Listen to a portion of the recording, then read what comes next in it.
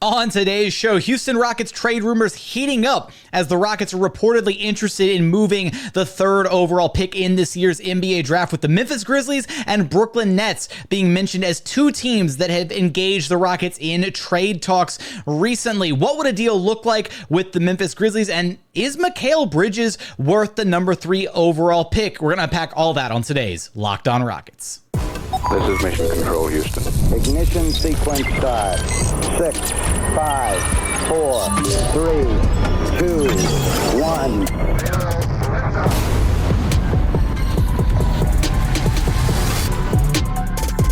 What's up, and welcome to another edition of Locked On Rockets, your daily podcast home for everything Houston Rockets basketball. As always, I'm your host, Jackson Gatlin, native Houstonian and credentialed media member. I'm also the host of Locked On NBA Mondays. Be sure to follow along wherever you listen to your podcasts or on YouTube. Just search Locked On Rockets. Be sure to like, comment, and subscribe. That's the best way you can help our show out, is to go comment anything below the YouTube video. Even if you just go say, "Go Rockets," it helps us out a ton. And as always, thank you so much for making Locked On Rockets part of your day every single day, whether it's on your way to work, on your lunch break, in the gym. Thank you for being an everydayer and making the show part of your day every single day. A lot of rumors are heating up around the Houston Rockets and what they will or won't do with that number 3 overall pick in this year's NBA draft. Now, will the Rockets stay the course, make the selection number 3? There's a lot of enticing prospects. Or could they possibly trade it? Two teams that have reportedly engaged the Houston Rockets in trade talks are the Memphis Grizzlies and the Brooklyn Nets. This reporting coming by way of The Ringer's Kevin O'Connor. So let's hear what he had to say really quick and kind of then unpack things and set the table for the rest of our show today. The Rockets at number 3. I have them taking Donovan Clingan, a two-time champion from UConn, 7'2" center, 280 pounds. He has a Gobert-esque body with a 7'7" wingspan. Classic rim protector. He's really good on defense. Offensively, he sets hard screens, a great finisher at the basket. He's flashed an improved three-point jumper throughout the pre-draft process. That's important, because if the Rockets take him at number 3, you'll be pairing him in the front court with Alperen Sengun, and also another guy with an iffy three-point shooter.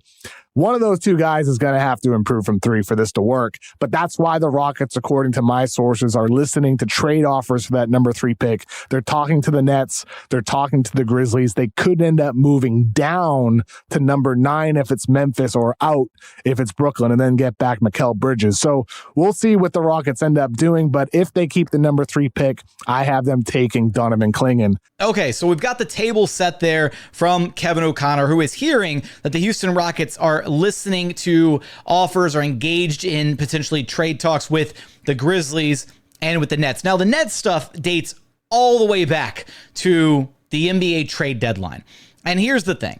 A lot of this, will they, won't they, I'm sure you guys are sick of hearing about Mikal Bridges at this point. Every time I do a show talking about the Rockets potentially making a trade with the Nets and Mikal Bridges' name comes up, I get YouTube comments. Everybody's like, we're sick of hearing about. The problem is the Rockets keep trying to make things happen, because at the end of the day, the Rockets know that these Nets picks have so much value to Brooklyn, more than any other team in the association. And it feels like Brooklyn is behaving really stubbornly when it comes to the idea of digging their heels in and wanting to this asinine idea of building around Mikal Bridges, as if Mikal Bridges is this tier 1 star that's going to attract, another tier 1 star and then suddenly going to jettison them back to relevancy. It just doesn't make sense. So I understand that it's hard to gauge the legitimacy of some of these rumors, because you've got people on the Nets side saying, oh, the Nets aren't ever going to trade Mikal Bridges. They're happy with it. They're staying the course. You've got people on the Rockets side saying that the Rockets are listening to offers, that they've engaged the Nets consistently, that they've been trying to refine and work out a deal here. So which side's telling the truth? We really don't know at this point. My understanding of the situation from the people that I've spoken to is that the Rockets are completely open to the idea of dealing that number 3 overall pick, and that they're open to the idea of bringing Mikal Bridges back, even if it costs them the rest of the Brooklyn Nets draft assets, right? Sending them all back to Brooklyn. Again, you got to negotiate a little bit right there. Maybe it's not all the picks, but at the end of the day, it takes 2 to tango, right? It takes both parties to be able to come to a conclusion. And my understanding of the situation is that Sean Marks and the Nets have just been absolutely stubborn on their end of the deal.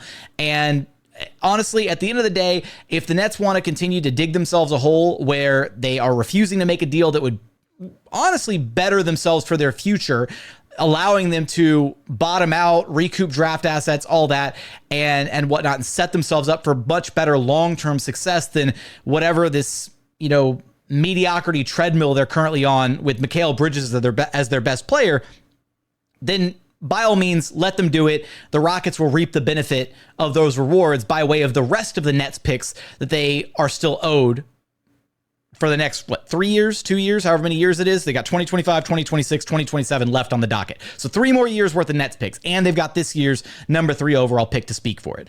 So we're going to talk about the Nets side of things more a little bit later on. Is Mikal Bridges really worth it? Why does it make sense for the Houston Rockets? Why are they so aggressively pursuing Mikal Bridges as a piece for this team? I'm going to focus on that a little bit later on. The Grizzlies side of things, though, it's real cut and dry. The Grizzlies have made no secret about their desire to add Donovan Clingan to their roster. They are really excited about the idea of Donovan Clingan. He's incredibly high on their draft board.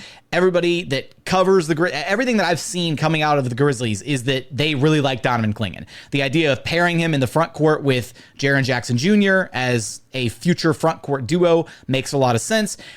Problem for the Grizzlies is Donovan Clingan's not going to be available at pick number 9. So they are forced to try and trade up into a slot where they can actually get their hands on Donovan Clingan. And the Rockets right now, as it seems, are the team that is most likely to be willing to trade a selection near the top of the draft. Now, why would the Rockets be willing to trade down to pick number 9?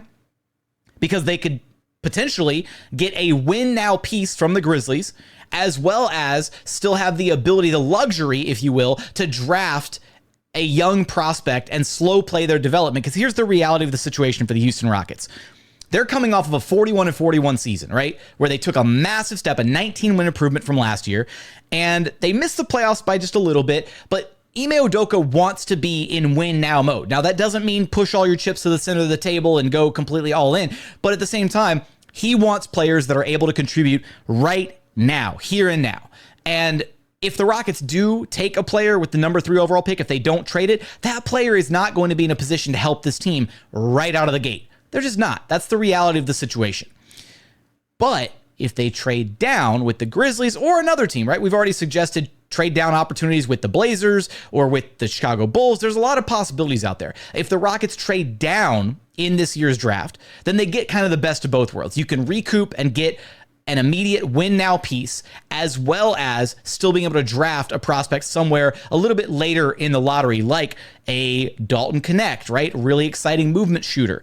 Kalel Ware, really exciting big man prospect. Hell, maybe even you take a swing on a guy like Nikola Topic, right? Who has the ACL injury that's really concerning, but maybe he could be the Houston Rockets version of MPJ. The Nuggets took a massive gamble on MPJ with his back injury history and all that around the middle of the first round, and that paid massive dividends for them to where he was the 3rd best player on their championship caliber team. Well, maybe 4th best player after Aaron Gordon. But he was an important part of their championship team nonetheless, and that was a major swing that they took because of an injury risk going into the NBA draft. So there are a lot of options here for the Houston Rockets. Coming up, I want to talk about the Memphis Grizzlies side of things, and then we're going to get into the Brooklyn Nets side of things with a couple of potential hypothetical trades to discuss and why it makes sense for the Houston Rockets. We're going to get there in just one moment. First, today's episode is brought to you by BetterHelp. Look, we all carry around different things that stress us out. Could be things that are big, could be things that are small. And when you keep those things bottled up and you're not talking about them, it can start to affect your life in a bunch of negative ways. Therapy is a safe space to get things off your chest and to figure out how to work through whatever is weighing you down in life. Look, I've done therapy in the past. I found it to be an incredibly cathartic experience to have an unbiased third party kind of walk me through my emotions and what I'm feeling, what I'm dealing with, and be able to deal with things in a healthy manner. If you're thinking of starting therapy, give BetterHelp a try. It's entirely online, designed to be convenient, flexible, and suited to your schedule. Just fill out a brief questionnaire to get matched with a licensed therapist and switch therapists at any time for no additional charge. Get it off your chest with BetterHelp. Visit BetterHelp.com/LockedOnNBA today to get 10% off of your first month. That's BetterHelp, HELP.com/LockedOnNBA.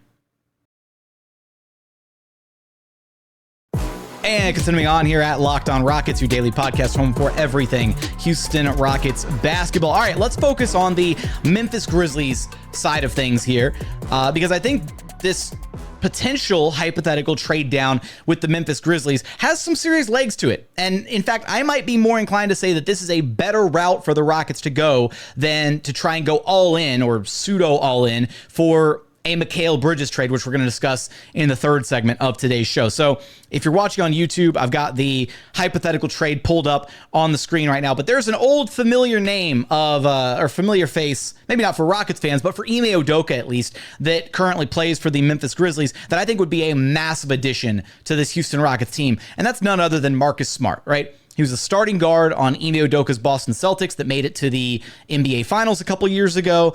And if the Grizzlies are hell-bent on moving up in the draft to be able to pick a guy like Donovan Clingan, then you're going to have to give up some significant value to make that trade happen. And again, they've made no secret about their desire to pick up a guy like Clingan. So the Rockets, from a negotiating perspective, from a leverage perspective, have a lot to work with here.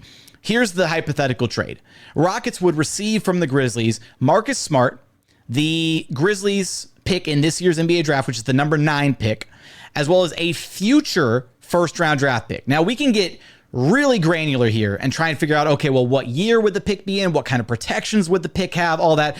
If you're looking at the graphic on the screen, I just said a future top 4 protected first-round draft pick. When you look historically at teams that have traded up in an NBA draft, there's usually some level of, a future first with some, light protections, heavy protections, whatever on it.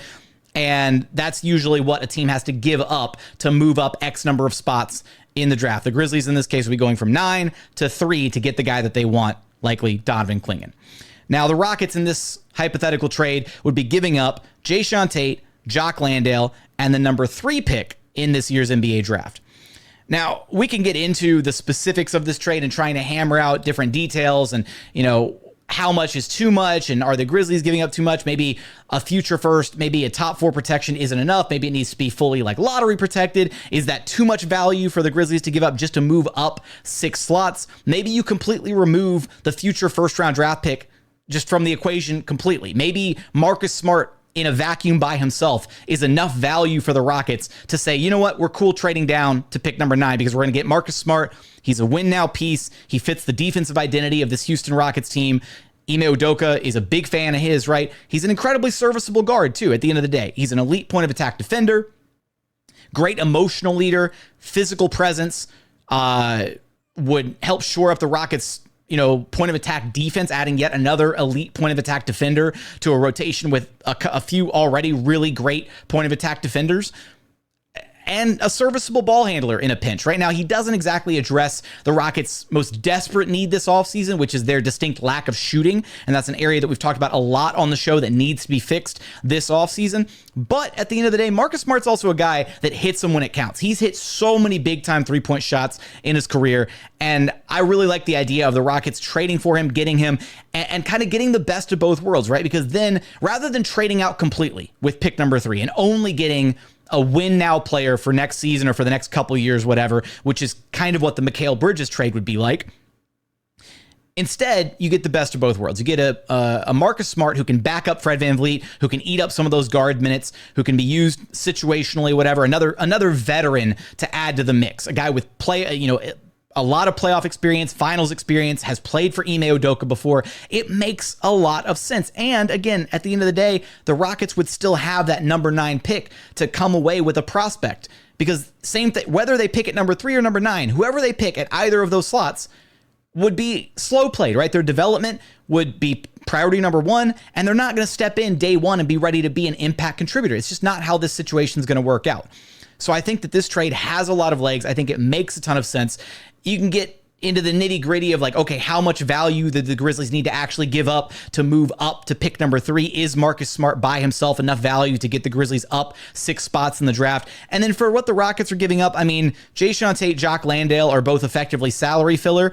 They're on team-friendly deals. I could see a reality where both Jock Landale and Jae'Sean Tate actually both could play a role for the Grizzlies next season, depending on how the rest of their roster shakes out, depending on how some of the injury woes from this past season develop over the offseason and how healthy the Grizzlies are going into this next year. Both of those guys are serviceable role players, guys who can, really shore up the end of an NBA bench. Jock Landale in a pinch, can be a very great backup big man, or even a starting, a decent starting level replacement big when he's playing the way that he was at the end of this past season.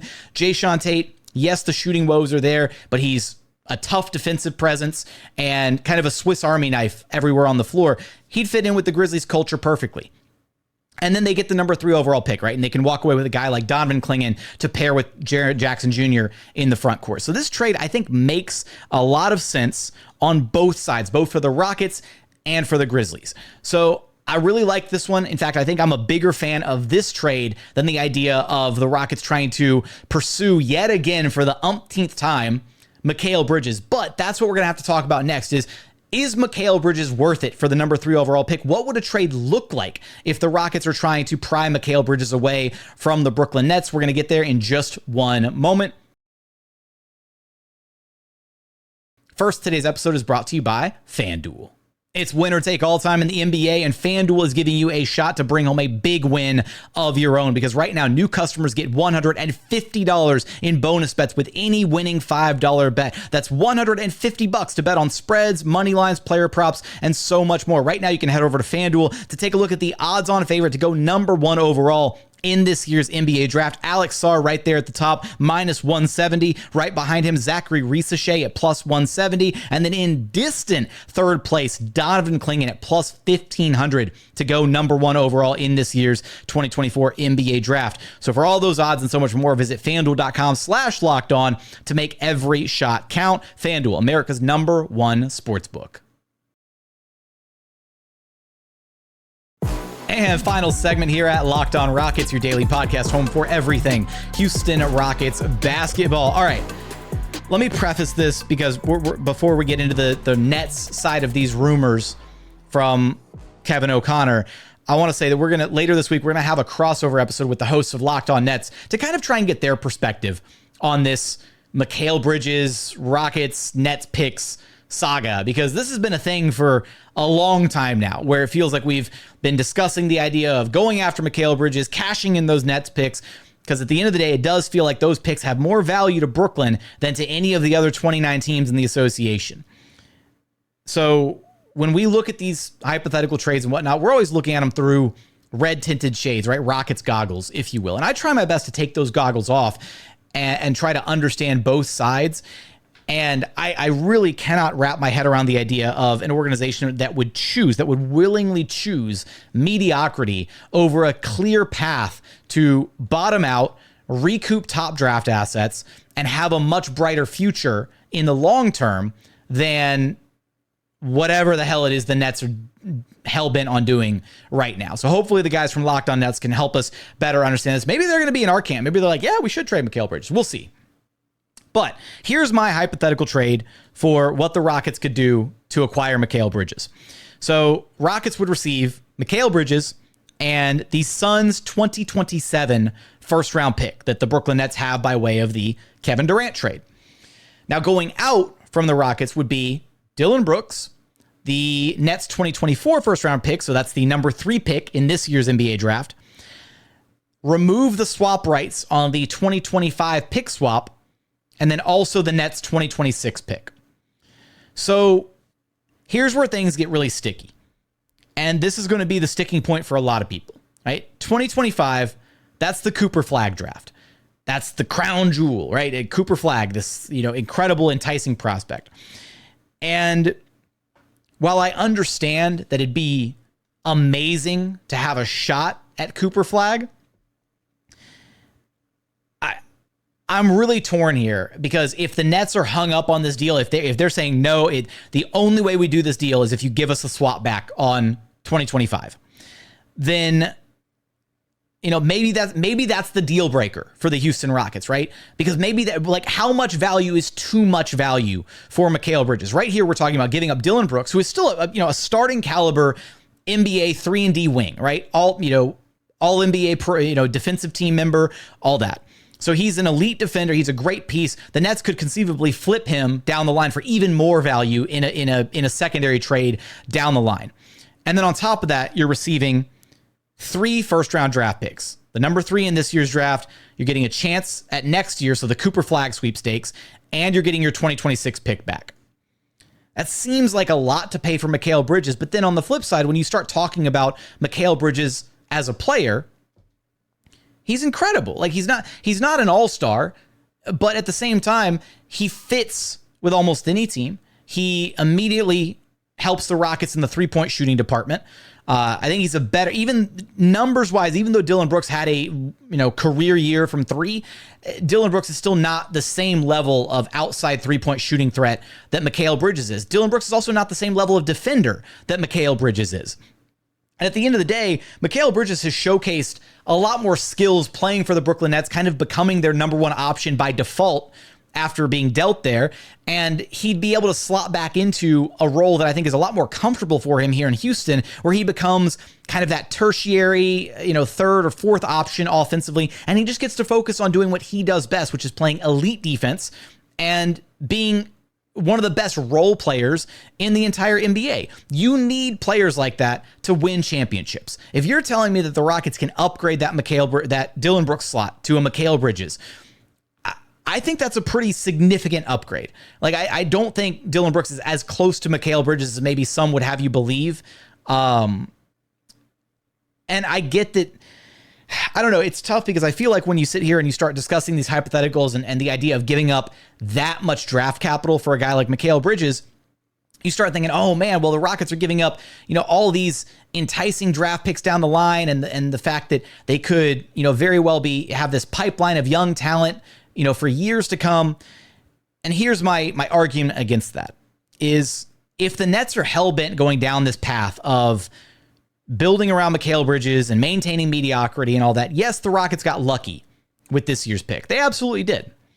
Jumping from number 9 all the way up to number 3. They got lucky with the NBA draft lottery. But let's say the Nets, maybe the Nets do pull off a trade for a guy like Donovan Mitchell or some other win now type star player that does suddenly make them a much better team in the Eastern Conference, which is already the weaker of the 2 conferences. There's a realistic possibility where if the Nets decide to cash in on those Suns picks and trade for a guy like Donovan Mitchell or Lauri Markkanen or Brandon Ingram or whoever, then they could, for the next few years, for the remainder of when the Rockets own their draft capital, be like a top 6, top 5, top 4 team in the Eastern Conference. And then suddenly those picks are not anywhere near as valuable as we thought they would be, with the Nets in turmoil in the aftermath of dealing James Harden again and, losing Kevin Durant and blowing up the big 3 with Kyrie Irving, all that stuff.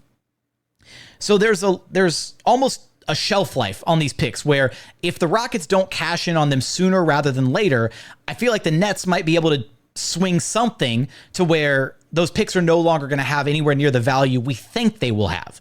So that's an important thing to note here. And on top of all that, at least in this hypothetical, the Rockets would be able to get back one of those Suns picks. Now, we know from reporting from Jonathan Fagan of the Houston Chronicle that the Rockets did reach out to the Nets and inquire, in the past about trying to turn the Nets picks into some of the Suns picks that they got back from the Kevin Durant deal to Phoenix. Because right now, those Phoenix Suns picks are probably the best assets in the entire NBA landscape. Because the Suns are in a very precarious situation right now. It feels like a powder keg ready to blow. They are one like Devin Booker trade request away or a KD trade request or whatever from that entire situation toppling over like a house of cards.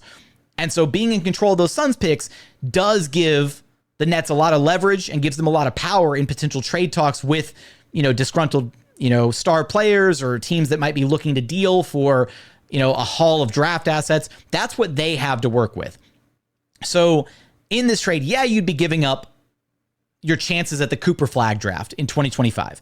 Yeah, you'd be giving up this year's number 3 overall pick, 3 first-round draft picks for Mikal Bridges, but you're getting back a potentially really juicy 2027 Suns pick that could be even better than any of those Nets picks ultimately become. Because if you're talking about the Nets as a team that's going to be hovering around 500 and that pick is going to be floating near the back end of the lottery each and every year for the next few years, versus a Suns pick that could very easily be where the Suns could easily be one of the worst teams in the association in 2027 if things end catastrophically over there, then I think I'd rather take my chances on that, as well as the immediate upgrade and tangible benefit that Mikal Bridges provides to this Rockets team here and now.